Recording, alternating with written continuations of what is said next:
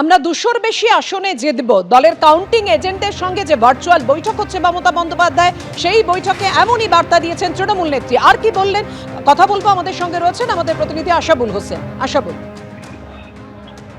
দেখো পাপিয়া, 4:30 নাগাদ কালীঘাটে এই ভার্চুয়াল বৈঠক শুরু হয়েছে। যারা কাউন্টিং এজেন্ট রয়েছেন তৃণমূলের, তাদের সঙ্গে এই বৈঠকে বসেছেন মমতা বন্দ্যোপাধ্যায় এবং অভিষেক বন্দ্যোপাধ্যায়। প্রথমে মমতা বন্দ্যোপাধ্যায় এই ভার্চুয়াল মিটিংয়ে তিনি বক্তব্য রাখছেন এবং সেখানে তিনি বলেছেন যে 200-র বেশি আসন নিয়ে আমরা এবার ক্ষমতায় আসছি। এবং দ্বিতীয়ত তিনি বলেছেন যারা নির্বাচন করবে বা নির্বাচন চলাকালীন যারা দলের কর্মী মার খেয়েছেন তাদের প্রত্যেককে পুরস্কৃত করা হবে এই ভোটের ফলাফল বেরোনোর পর। এবং সেই সঙ্গে তিনি বলেছেন যেখানে 200 থেকে 300 ভোটে বিজেপি জিতবে, যদি এরকম পরিস্থিতি তৈরি হয় সেক্ষেত্রে পুনরায় গণনার দাবি জানাতে হবে বলে কাউন্টিং এজেন্টের তিনি নির্দেশ দিয়েছেন। মূলত আজকের যে এরপরে অভিষেক বন্দ্যোপাধ্যায় তিনি বক্তব্য রাখবেন এবং মূলত আজকের যে ভার্চুয়াল বৈঠক ডাকা হয়েছে সেটা হচ্ছে বলা যেতে পারে যে কাউন্টিং এজেন্টদের ভোকাল টনিক দেওয়ার জন্য। তুমি জানো যে গোটা নির্বাচন পর্ব জুড়েই একটা স্নায়ুযুদ্ধ চলছে এবং শেষ পর্ব অর্থাৎ এই যে কাউন্টিং পর্ব, এই পর্ব দুপক্ষের স্নায়ুযুদ্ধ একেবারে চরমে। দুপক্ষই দাবি করছে তৃণমূল এবং বিজেপি তারাই ক্ষমতায় আসছে এবং বিভিন্ন জায়গায় ইভিএমে কারচুপি হওয়ার আশঙ্কা করছেন খোদ মমতা বন্দ্যোপাধ্যায়।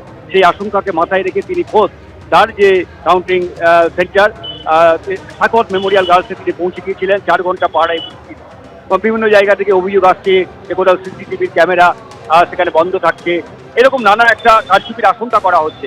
এই পরিপ্রেক্ষিতে যাতে কাউন্টিং সেন্টারে যারা তৃণমূলের কাউন্টিং এজেন্ট থাকবেন কোনো অবস্থাতেই তারা যাতে মানসিকভাবে দুর্বল ফিল না করেন এবং শেষ পর্যন্ত কাউন্টিং সেন্টার যতক্ষণ না চূড়ান্ত ঘোষণা হচ্ছে যাতে তারা কাউন্টিং সেন্টারে থাকেন দলের নির্দেশ না যাওয়া পর্যন্ত, সে ব্যাপারে মমতা বন্দ্যোপাধ্যায় আজকে কাউন্টিং এজেন্টদের স্পষ্টভাবে বলে দিয়েছেন যে কোথাও কী ধরনের পরিস্থিতি তৈরি হচ্ছে সেই পরিস্থিতি যাতে দলীয় নেতৃত্বকে জানানো হয় এবং কাউন্টিং শেষ না হওয়া পর্যন্ত কাউকে কাউন্টিং সেন্টার ছাড়া যাবে না বলেও তিনি আজকে বার্তা দিয়েছেন।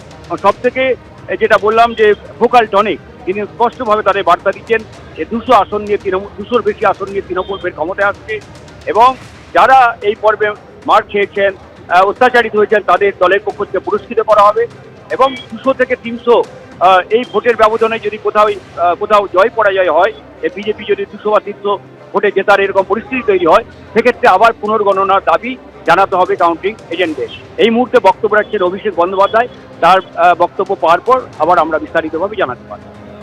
আশাবুল, তুমি আমাদের সঙ্গে থাকো। আপনাদেরকে জানিয়ে রাখি মমতা বন্দ্যোপাধ্যায় ইতিমধ্যেই বৈঠক করছেন, ভার্চুয়াল বৈঠক চলছে দলের কাউন্টিং এজেন্টদের সঙ্গে। আমরাও 200-র বেশি আসনে জিতব, ভোটে যারা মার খেয়েছেন তাদের পুরস্কৃত করব।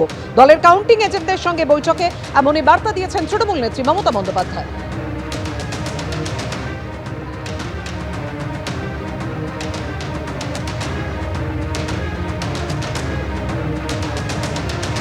আমরা 200-রও বেশি আসনে জিতব। দলের কাউন্টিং এজেন্টদের সঙ্গে যে ভার্চুয়াল বৈঠক হচ্ছে মমতা বন্দ্যোপাধ্যায়ের, সেই বৈঠক থেকে এমনই বার্তা দিয়েছেন তিনি কাউন্টিং এজেন্টদের উদ্দেশ্যে। গণনা শেষ না হওয়া পর্যন্ত কেউ কাউন্টিং সেন্টার ছাড়বেন না।